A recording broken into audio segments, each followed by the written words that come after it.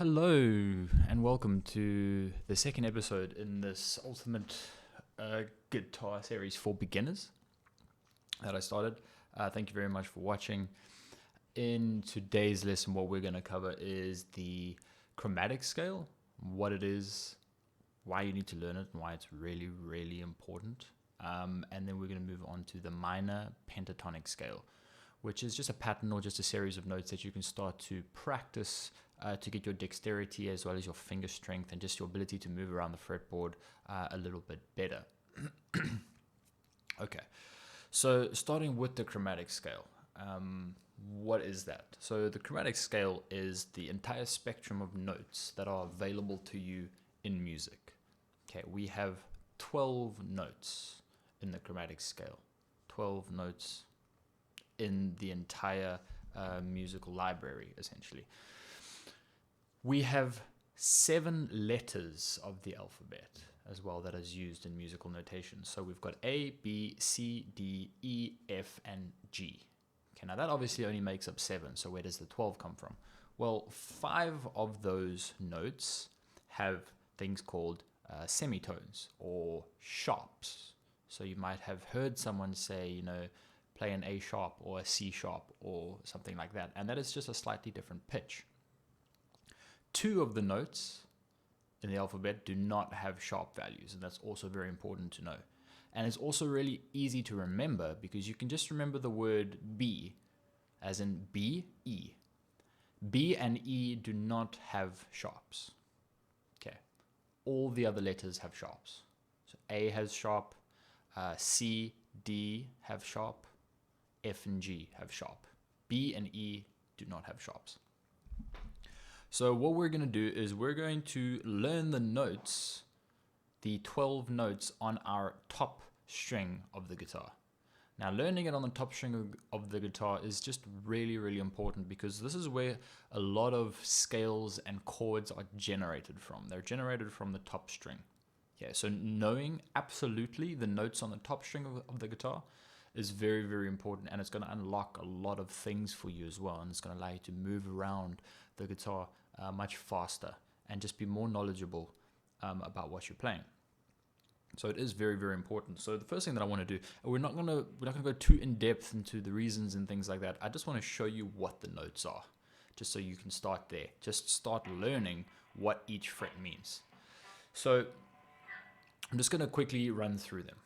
Our 6th string, also important to get the terminology right. So when I refer to numbers in terms of strings, 1, so the first string is at the bottom.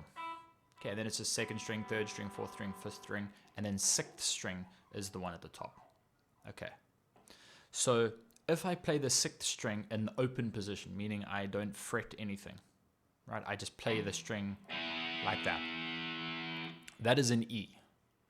Okay, because that's just what this top string is. The string is an E. So remember when I said B and E do not get sharps. So that means that the next note on the string, which is at fret number 1, given that E is open, what comes after E? It's F. And because E does not have a sharp, we go straight to F. So fret number 1 on your 6th string is always going to be an F. Okay, so we've got E in the open position, F, 1, okay. Then 2, we've got F sharp, because F does have a sharp. 3 is G. 4 is G sharp, because G does have a sharp. Okay, 5. So G sharp is essentially the last note in the alphabet. After G sharp, we obviously don't go to H. We go back to A. So A is the beginning. So fret number 5 is A. Okay, fret number 6 is A sharp, because A does have a sharp. Fret number 7 is B. Okay, remember B does not have a sharp. So fret number 8, we go straight to C. Fret number 9 is C sharp. Fret number 10 is D. 11 is D sharp. And then 12, we go back to E, which is the same as the open string. So E at the 12th fret is the octave. Okay, so we've got E and we've got E. They're the same note, just different octaves.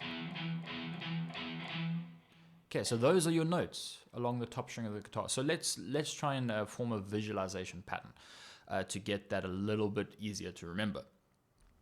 So you've got these markers on your fretboard as well. For example, I've got these white squares that you see here at 1, 3, 5, 7, 9, and then I've got 12 and kind of going all the way up the fretboard, but we're going to stop at 12. Okay, but the ones that are really important to remember, 1, 3, 5, 7, and 9. Okay, now when a note is just A or B or C or D, it's not the sharp version of it. If it's just the whole note, that's referred to as a natural note. So the nice thing about these markers, and it's pure coincidence, but 1, 3, 5, and 7. Okay, so all the odd numbers up until 7, they're all natural notes, which is great because it makes it easy to remember. So, two things that I want you to remember. The first one, I want you to remember just counting 1, 3, 5, 7. Okay, and then you're going to attach notes to those numbers. So 1 is F. 3 is G. 5 is A. 7 is B. Okay, and they fall on the markers, which is really, really helpful. Okay, so 1, 3, 5, 7, F, G, A, B. Okay. 9, this is where it gets a little bit tricky in terms of the visualization technique, because 9 is actually C sharp. Because remember, we got to 7, which is B. B does not have a sharp. So if we move half a step up, we go straight to C. So we got B, then we got C, C sharp. Okay, so if we want to include that in our pattern, what we can do is this. We've learned 1, 3, 5, 7, okay, which is F, G, A, B. Then to incorporate the other natural notes, what you're going to do is 1, 3, 5, 7, 8, and 10. 1, 3, 5, 7, 8, and 10. Okay, because 8 and 10 surround fret 9. And the ones that surround fret 9 are your natural notes. Okay, so this is something that you just have to learn, but this is a nice way to visualize it in your mind, because even if you don't have your guitar with you, you can actually just repeat this over and over in your mind, make it easy for yourself. 1, 3, 5, 7. F, G, A, B. And then include 8 and 10. So in that counting, go 1, 3, 5, 7, 8, and 10. Okay, and then repeat to yourself. F, G, A, B, C, and D. F, G, A, B, C, and D. 1, 3, 5, 7, 8, and 10. F, G, A, B, C, and D. Okay, and just repeat that to yourself over and over and over again. It's really, really important to know the notes on the top fret, on the top string, excuse me, because as mentioned, that's where a lot of chords and scales generate from. So if I wanted to play an A chord, an A power chord, I know that A is the 5th fret. Okay, and then I would just make a power chord. Okay, we'll get onto chords in later lessons for sure, but that's how easy it can be if you know what the top notes of the top string are. Okay, they make things really, really helpful, and they speed things up for you quite a bit as well. Okay, so just to recap, our open top string, E. E doesn't have a sharp, so we go straight to F. F sharp, G, G sharp, A sharp, B. B doesn't have a sharp, C, C sharp, D, D sharp, and then back to E, which is the octave. Okay, so those are all the notes on your 6th string up until fret number 12, which are really, really important. Just to stick to that section of your guitar first. You'll have an easier time learning that than trying to continue going up here. And the nice thing about learning the top string is that the bottom string is identical, because your 1st string or your bottom string is also an E if you don't fret anything. That's an E, and that's an E. So if this is an A on the top string, it is also going to be an A on the bottom string. Okay, if this is a B on the 7th string at the top, it's also going to be a B on the 7th string on the low E string. Okay, so if you learn the top, you automatically know the bottom as well. Okay, so that's what the chromatic scale is in musical theory. All 12 notes that you have at your disposal, really, really important to know where they are. What you want to try and do is memorize that completely. You want to just look at your guitar and know 7 is B. Okay, what a lot of people want to do in the beginning, and if you do it in the beginning, completely fine, but you want to try and get out of it as soon as possible. People, they start at the end and then they count 1 fret at a time up until the letter that they need. So they say C. Okay, where's C? Well, I know that this is E, F, F sharp, G, G sharp, A sharp, B, and there's C. Okay, but what you want to be able to do is if someone says to you, play a D, you go, D is 10. You know that. Okay, play a G, G is 3. Okay, you want to try and just get that muscle memory. Okay, so that's everything on the chromatic scale. Very, very basic. Just all the notes of your guitar, important to know. Now we're going to move on to something called the minor pentatonic scale. So minor is, in musical theory terms, we're not going to go into why it's minor. Okay, it's about flattening certain notes, but we're not going to really get into that. But we are going to learn is just a pattern. Okay, but where that term comes from, so penta meaning 5, tonic meaning root. So you've got 5 notes from your root note that make up the pentatonic scale, the minor pentatonic scale. Now, as I said, this is a pattern, and it's a really, really easy pattern to remember as well. And it can really help you with just getting your fingers working on the fretboard. Okay, you can just practice this pattern over and over again, and the really nice thing is that it is completely movable all the way up and down your fretboard. So we're going to be doing this in the key of A. Okay, so when I say key of A, we're starting with A as our root note. So the first note we play is going to be A, which is the 5th fret of the top string, as we've just learned. Okay, so now the pattern is as follows. I'm just going to read out the numbers, and when I say the numbers, what I'm referring to are the frets. Okay, so 5 is first, and then we're going to go to 8 on that top string as well. So 5, 8. Then we're going to move a string down, and we're going to go 5, 7. We're going to move another string down, 5, 7 again. We're going to move another string down, 5, 7 again. Move another string down, 5, 8. And then on your bottom string, it's going to be 5, 8 again. So 5, 8, 5, 7, 5, 7, 5, 7, 5, 8, 5, 8. Okay, now that is your minor pentatonic scale in its first position. So you've got 3 5/8s and 3 5/7s, but it's just how they're separated differs. Okay, so you can basically just think of it as you've got 1, then you skip 2 notes and you play the third one. Right? And then you move down a string and you play the first one, you only skip 1, and then you play the second note. And you do that 3 times, and then you go back to your first pattern, which is skipping 2 notes for the last 2 strings. Okay. So the great thing about this is that it, like I said, it's completely movable all the way up and down your guitar. So if I had to say to you, play a G minor pentatonic scale, okay, what you're going to do is you know that G is on the 3rd string, right? Sorry, on the 3rd fret. So that's your root note. Okay, that's a G. And we're just going to repeat that exact same pattern that we've just learned, but just in this new position. So 3, we're going to skip those 2 frets and we're going to play the 3rd note. And then we're going to play 3, 5, 3, 5, 3, 5, 3, 6, 3, 6.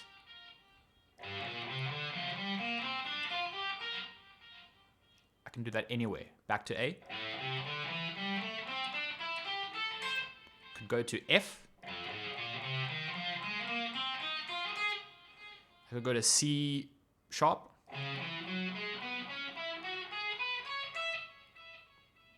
I could go to B.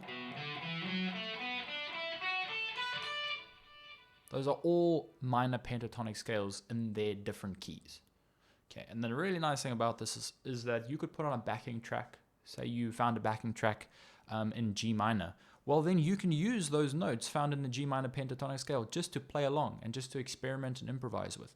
Now, this is really, really good for practicing your finger work. Okay, just moving your fingers around the guitar, because I know in the beginning it's really, really difficult to put the right amount of pressure on a string, to strike it cleanly, to make sure that it's in the middle of the fret so it rings properly.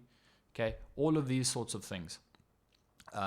So you just want to practice that. You just want to repeat this pattern over and over and over again.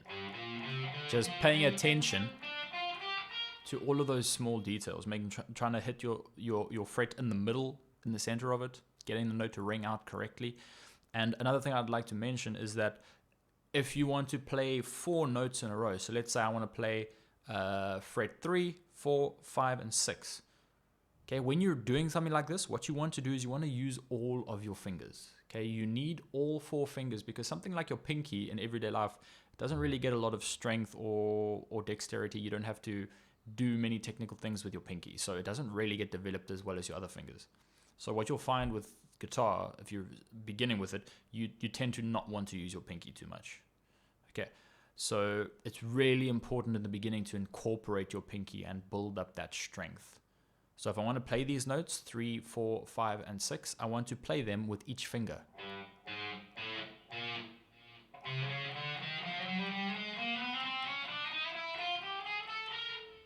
That's a nice practice that you can do. What you don't want to do is leave one of the fingers out. So maybe do 1, 2, 3, and then move this one across and play like that. You don't want to do that, because then again, you're not developing your pinky. And later on, you're going to want to use your pinky to bend.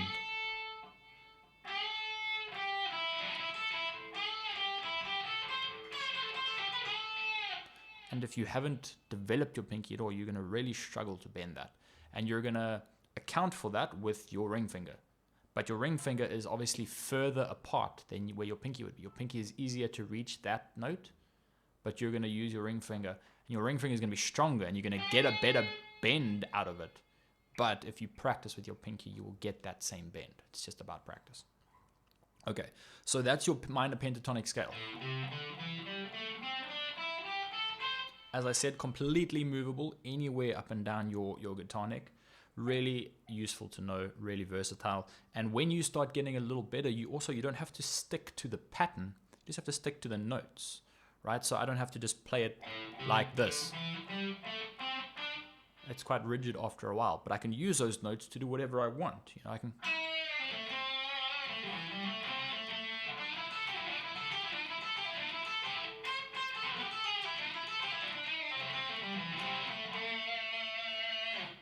So everything there is with the notes from the A minor pentatonic scale.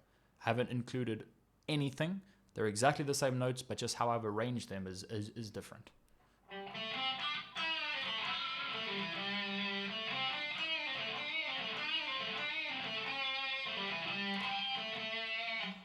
Okay,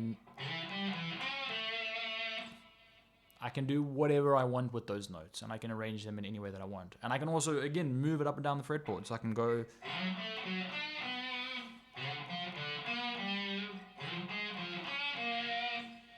It works anywhere, because the pattern is the same and the pattern is movable, which is really, really nice. Okay, so those are the 2 things that I wanted to show you today. Chromatic scale, all 12 notes of your music. 7 natural notes, A, B, C, D, E, F, and G. 5 of those have sharps, 2 of them do not. The ones that do not are B as well as E. Okay, and then you've got your minor pentatonic scale, which is just a pattern.